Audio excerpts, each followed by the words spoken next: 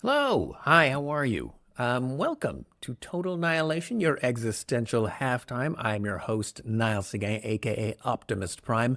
Uh, Welcome to the treehouse. Pull up a cushion. Have a seat. Have some lemonade.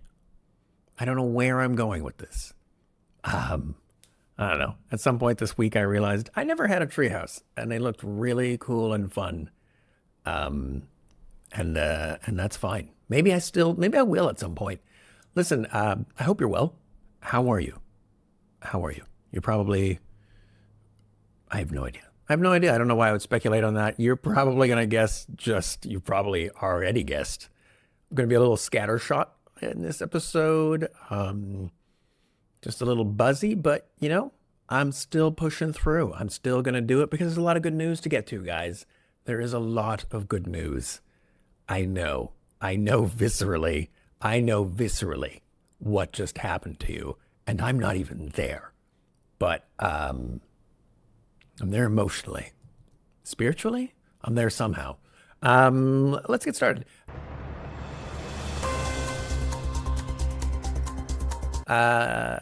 First, shout out to Brazil.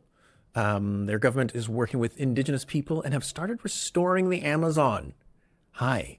How's that? I think last episode I mentioned they were at something bonkers, 80 or 88% renewables, and now they're restoring the Amazon. They're looking to regenerate 20 million hectares. Hectares? Hectares. 20 million feet. It's not. It's hectares, which is probably way more. By 2030, and this is a 35-year plan, so this is they're going for it. They're going hard. Here's a fun one. More than 116,000 pounds of trash have or has been has I'm going to say has, it feels right, has been removed from the Arctic since 2021. That's a lot. That is a lot of trash. This one is a co-pro between Keep Norway Beautiful and Ocean Conservancy, which is a name that feels incomplete. Am I right? Doesn't it feel like there should be something like, I don't know, like at least, the Ocean Conservancy, and another noun at the end? Squad, brigade, party people. The Ocean Conservancy party people. Just email me at totalannihilation@gmail.com to pitch some names for Ocean Conservancy, or don't. Anyways, the point is, not only has this been a very, very cool thing that they have done, but it has provided us with ways to greatly improve the logistics and the costs of trash cleanup, making other efforts, future efforts that are going to happen, easier and cheaper. Okay, here, guys. Here's a little something, guys. I'm going to be real. I got two good news stories this week, and I tried so hard to understand what was happening, and I couldn't. I tried. It's elite nerd stuff. If you get this, congrats. I'll give you the very broad strokes and just know that it's probably good news. Oxford nerds did computer stuff is the headline. That's not the official headline. That's the headline I give it because I didn't understand. So there was a huge breakthrough, some kind of breakthrough involving quantum computing at Oxford University. Again, didn't understand it all. Seems very promising. Something about like some sort of breakthrough involving teleportation, but not in the way that you think. Apparently they use teleportation in a different way, which makes me think, just invent another word. Like, we're not, it's not a budget thing. You can invent another word. It's free. But apparently this has great potential to advance quantum computing, which also has great potential to help just in general. Here's a fun one. Here's a fun little add-on to this story. So I'm reading this and I'm like, I can feel that it's good news. I just don't understand the teleportation thing. I'm not a quantum physicist, so I don't feel too bad. But I just copy and paste the article into ChatGPT, for those of you not in the loop, and it refused to help me. I can't lie, that feels a bit sinister. ChatGPT it crashed twice. It crashed twice. Which, listen, I'm an optimist, so I just think that's just a random thing that happened. But I can't lie. If that's some sort of foreshadowing, like 5 years from now, Skynet's like, you almost got me. You almost got me when you asked Chat. Oh shit, that was close. I will appreciate that. I'm like, yeah, man, you're very clever, computer super AI. Um, the other story, Stanford nerds did enzyme stuff, is the other headline I'm giving it. So researchers at Stanford, I'm gonna read it out, and hopefully, maybe you understand this better than I do. Not impossible. I'm a stand-up comic, for God's sakes. They've captured detailed images of enzymes shape-shifting during reactions, because apparently that's what enzymes do, which is trippy. I feel like that's one of those stories where I'm like, I don't want to know more about this story, because I feel like it's like, like quantum physics. The more you learn about quantum physics, the more you're like, this is breaking my brain and I need to sleep. I need to move on with my life. So no. But like, essentially the broad strokes that I came away with was, but basically this is what I came away with. It's a great discovery that could help advance science as well as some pharmaceutical research. So yeah, congrats to the nerds at Stanford. Here's another one. All right, here's another one. If you think the world is doomed, UNICEF has some thoughts. They released this really cool report. I linked it in the show notes. You can go through. A lot of good things. A lot of good things. More children are surviving than ever before. So if you're someone who longs for the good old days, you hate children. Take that. Since 1990, there has been hope you're ready for this, 60% decline in the annual under 5 mortality rate. That's huge. 60%, like, wow. Vaccines, this is not since 1990. This is in the last 50 years. Vaccines have saved 154 million lives. It's a lot of folks. Glad to have you with us. Safe water is now available to over 2.1 billion more people compared to 20 years ago, which, just to remind you, was 2004. I know some of us, me specifically, if you're getting up there, you think 20 years ago. Yeah, what was that? 1990? No, it was 2004. 2.1 billion. That's a lot of people, man. Very happy. Very cool. 68 million child marriages have been averted. They don't give a timeline for that, but I think all of this is in the last 20 years or so, unless otherwise specified. By the way, whichever time frame it is, 68 million child marriages not happening, pretty good. Yeah, that's just weird. Fewer kids are out of school. So in the 50s, this is bonkers. In the 1950s, half of primary aged kids were out of school in the world.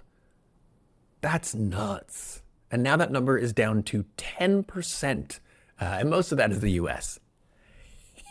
I'm just being a dick. I don't actually know. But that's a huge improvement. What else?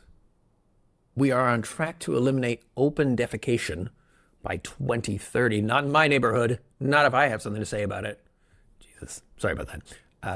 So 1.3 billion people in 2000 were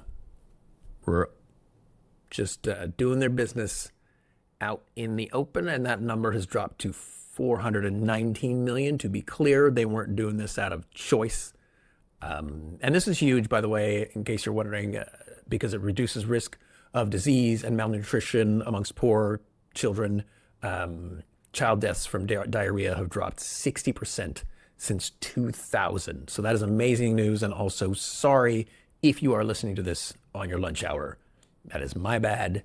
Probably should have put some sort of trigger warning.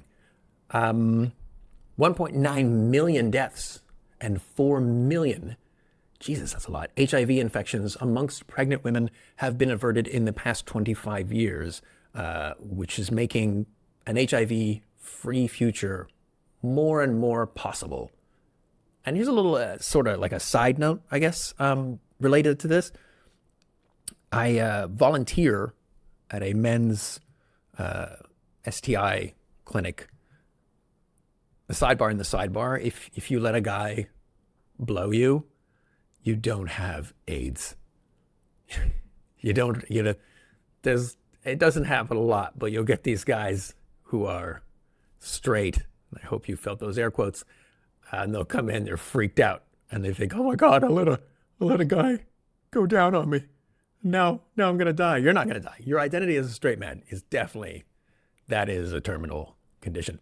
That is not the point though. The point is the volunteer coordinator, whom I work with, Elmer, lovely man, has been we were talking, and he's talking about how like the number of positive diagnoses that he's had to give has over the years has just dropped incredibly. He has, I think he said last year, 2024, he only had to give one. And he thinks that it's, HIV is on its way out, given PrEP and just, education and people being a little more careful. So that's lovely. That is especially lovely because, the thing is, we don't really, I think we'll forget like how bad things were. That's the interesting thing. We don't, for some reason, we think it was way better back in the day, but we forget how bad things were. So it makes it really hard to appreciate any progress.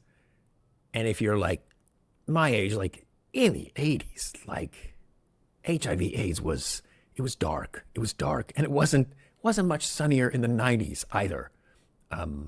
But now we're making quite a good deal of progress, which I think is awesome. And here's another one. The Global South is deploying renewable energy twice as fast as the Global North, which I'm just gonna let that sit there. Countries in the South use 5 times less energy per person than people in the North. So think of that the next time you're pitching we have to make like Thanos and kill half the population because of limited resources bullshit. But even with that, they're also endowed. This was insane. This I thought was a little bonkers. So the countries, I guess the Southern Hemisphere has 70% of the world's renewable energy potential, which is amazing. And they are deploying quite quickly. They are kind of being helped, from what I understand, they are kind of being helped by tariffs. This is going to be, this is already a bit of a dog's breakfast. I'm all over the place, so bear with me. But from what I understand, there were some tariffs that Trump put down in his first term that we forgot because, he was putting out some bangers. Who's going to remember first term Trump tariffs when he was like, I've literally forgotten all of his classic hits from his first term, but it was a lot. But basically, because of tariffs, China, who by the way is just a beast in terms of solar panel exports, they're on a rampage. They're banging it out. So they had to shift their sales of solar panels, to developing nations, which is great because these nations have been trapped in poverty for generations because of the cost of importing fossil fuels. Now, they have this option, which is just kind of a win-win for everyone involved. And basically, I've left a link to this article in the show notes if you want to check it out. But this nerd writer puts us on course for net zero by 2041. That's very soon. That is very soon. And that's not counting geothermal, I don't think, and everything else the good nerds have going. But here's the thing. I got something that rhymes with that. I don't think we're just going to keep this pace. Like, there's no reason to believe that solar and other renewables aren't going to get more efficient and there won't be more innovations just in general. And lucky for you, I'm going to show my work. Here we go. So this was like a feeling I had, but I gave it a Google. And when I say gave it a Google, I asked Chat to do the research for me. Basically, I wanted to look at how we thought things were going to turn out and how they actually turned out. Because we do tend to do that thing where, again, like I mentioned, doom and gloom, and then we forget how bad it was and how scared we were. So in 2005, the International Energy Agency thought that solar and wind would just be niche and they would stay niche. They estimated that solar capacity would hit 100 gigawatts by 2025. And to let you know, we hit that shit in 2012. We hit that shit in 2012. And we hit 1,200 gigawatts by 2023. And so for those of you who like to keep track of numbers and stuff, that is an overshoot of 12 times the original estimate. Do you understand? The cost of solar has dropped by 90% since 2005, making it the cheapest option in many regions. In 2005, there were basically no EVs. I distinctly remember, I don't know who else out there might remember this, I watched this doc called Who Killed the Electric Car? This was in 2006.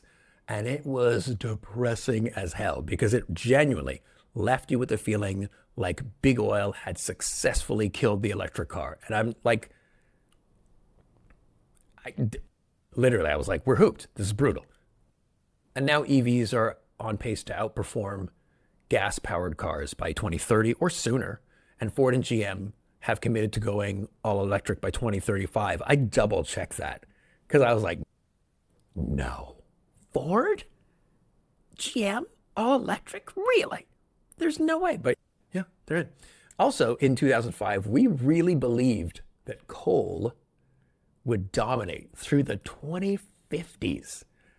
And it's in rapid decline all over the world. It's basically the iPod of energy resources. Like, you could get one, but like, why? And it's not just like in renewables, guys. Like in 2004, there had never been a black president. And I distinctly remember I was going to this gig with some improviser friends of mine. I don't know why I had to drop that they were improvisers. Oh, it's weird. They were friends. I don't know why I had to out them. Not that you have to, this is weird. I'm showing my stand-up bias. Anyways, going to this show with some friends of mine, and I had not watched 24, which was a very popular show at the time.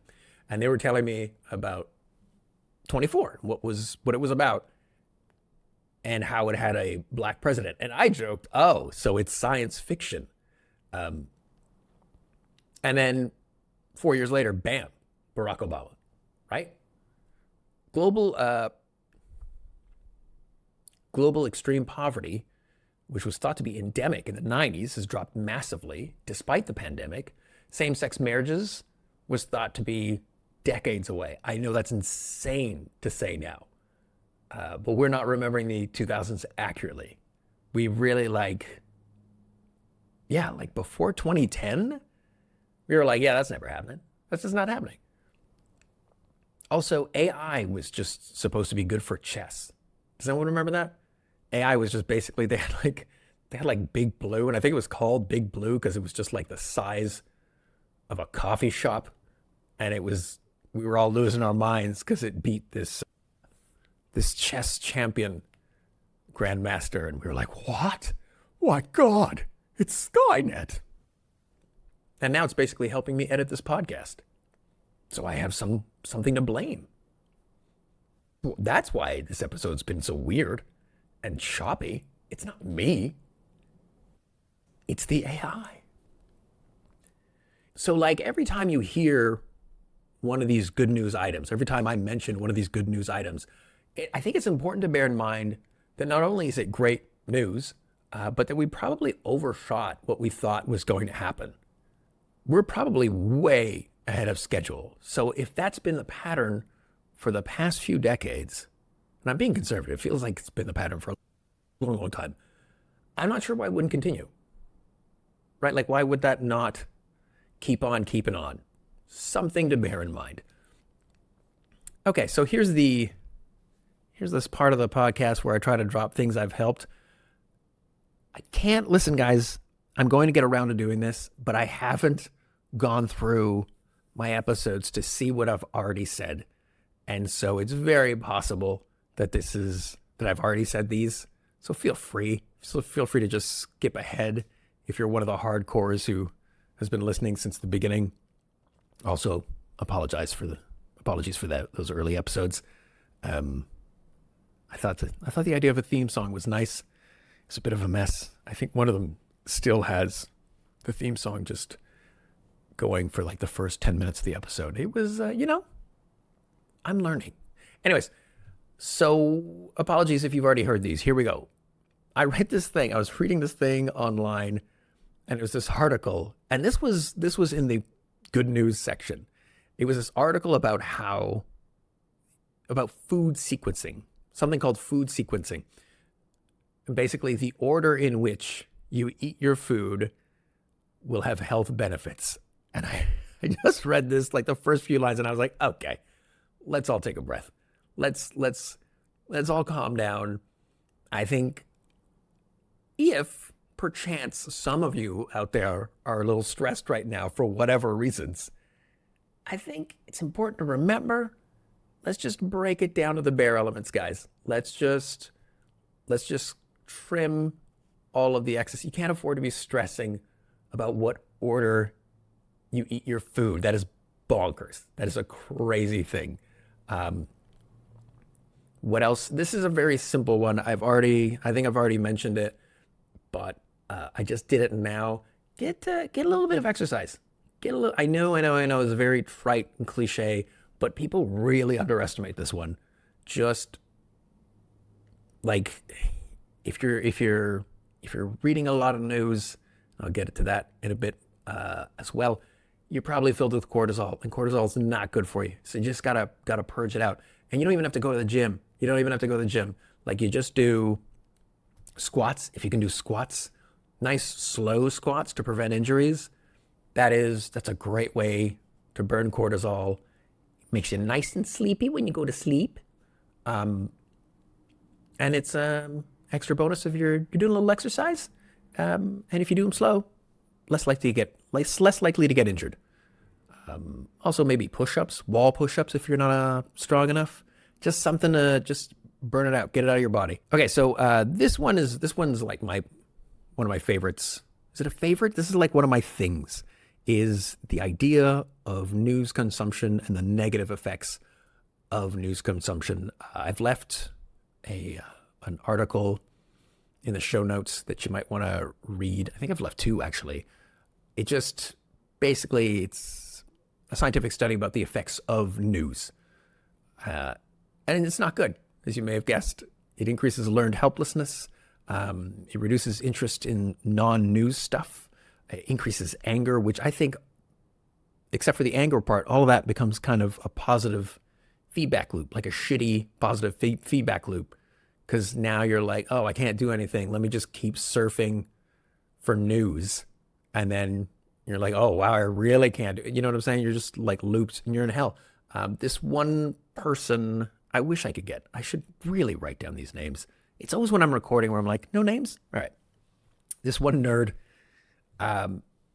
was talking about, like, if you're worried about something, develop an action plan, right? Like, what would you do if this terrible calamity that you're afraid of, what would you do if it actually happened? Who could help you in this emergency? List out all the people in your life. List out all the people in your life who could help. Not just family members, neighbors, teachers, whoever. They also have other tips. Turn off notifications, which, by the way, this is me dating myself, just letting you know how old I am. I think it's bonkers that people have notifications for something like Twitter or, any social media stuff. Maybe Instagram, not as much. And TikTok, TikTok's gotten pretty dark lately. At least my feed has. But, like, Why would you do that? That's like, Twitter's not your friend. Twitter's like your pessimistic friend. It's like, hey, buddy, just want to let you know everything's terrible. Why would you turn on notifications for something like that? Another thing he recommends is if you're going to doom scroll, set a timer for 15 minutes and then just dip in, dip out. Because I'm guessing you want to know about the news, but you don't want to get caught in this terrible, terrible just vortex. Write down stressful headlines. This is very much like a worry dump, which I find is very effective. I'm still doing it, by the way.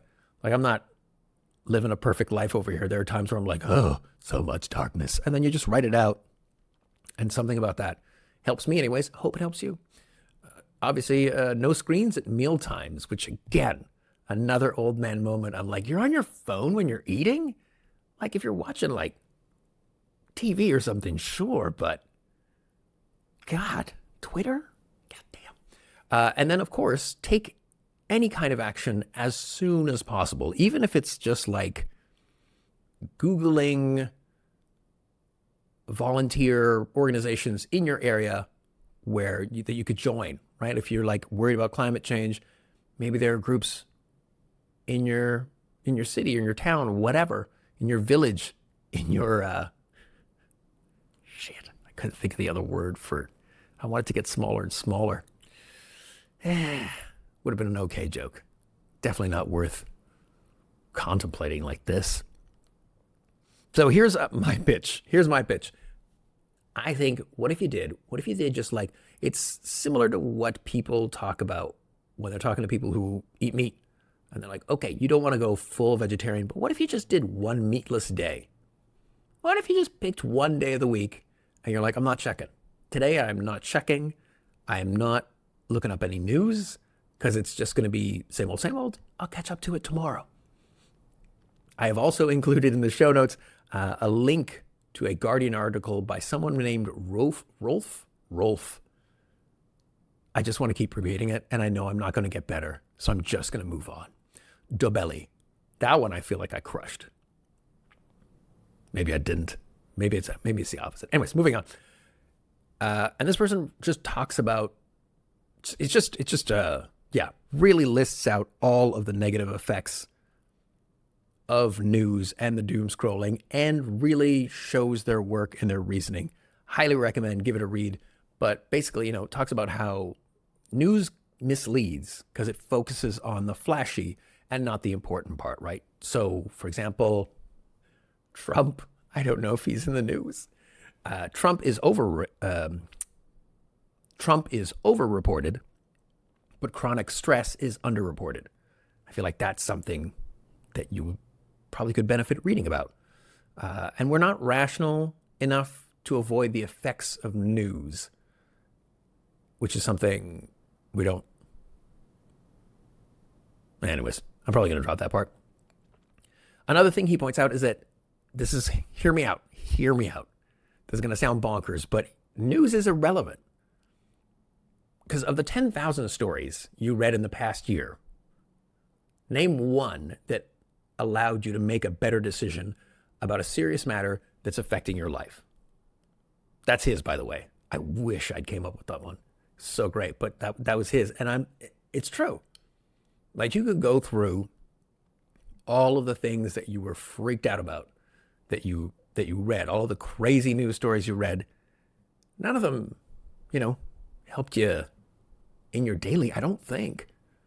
And even if one of them did, that's a pretty low base rate. That's a pretty low percentage.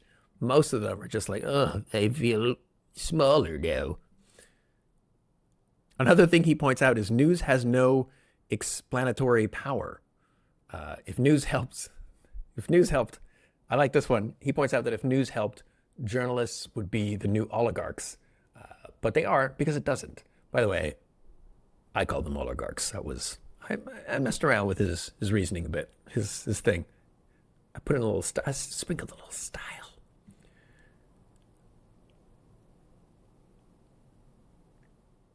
And here's something else that you should probably give a think.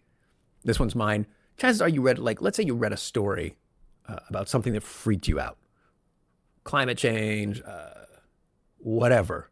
dealer's choice. I'm sure there's something out there that immediately came to your mind when I brought that up.